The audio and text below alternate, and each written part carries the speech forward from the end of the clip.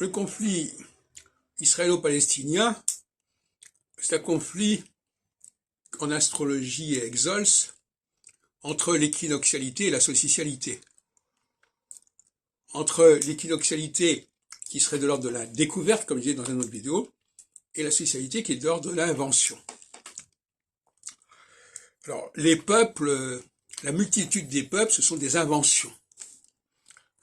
Quand on a décolonisé l'Afrique africaine, l'Afrique française, orientale ou centrale, occidentale ou centrale, on a créé une multitude d'États, de capitales, de chefs d'État, etc. Ce sont des inventions tout à fait aléatoires. C'est ce que disait d'ailleurs Karl Marx. Il disait, bon, ce sont des... il faut dépasser cette stratification, ce cloisonnement des nations, des États. Et avec les Juifs, aujourd'hui, on pourrait parler d'un syncrétisme juif, c'est ça le problème.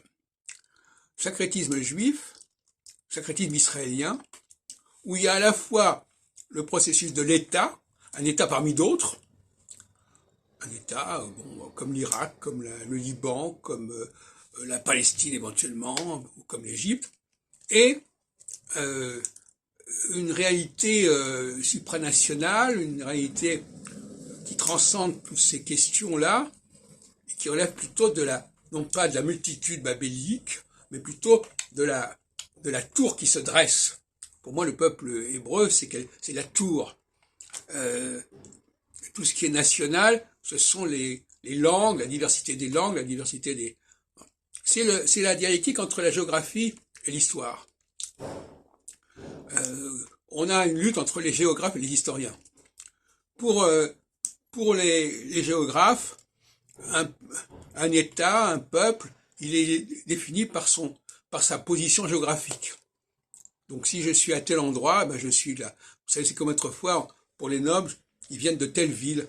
Bon ben voilà, alors, il y a les Arabes de Palestine, il y a les Arabes d'Irak, il y a les Arabes du Liban, etc.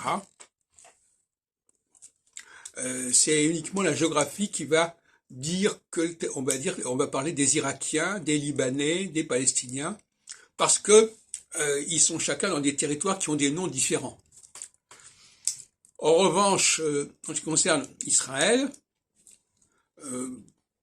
il a aussi son territoire, évidemment, d'une certaine manière, mais il a une histoire, il a un lignage qui n'a pas du tout la même portée que les divers États du monde arabe, qui se situent dans une sorte d'horizontalité, alors que le peuple juif se situe dans la verticalité.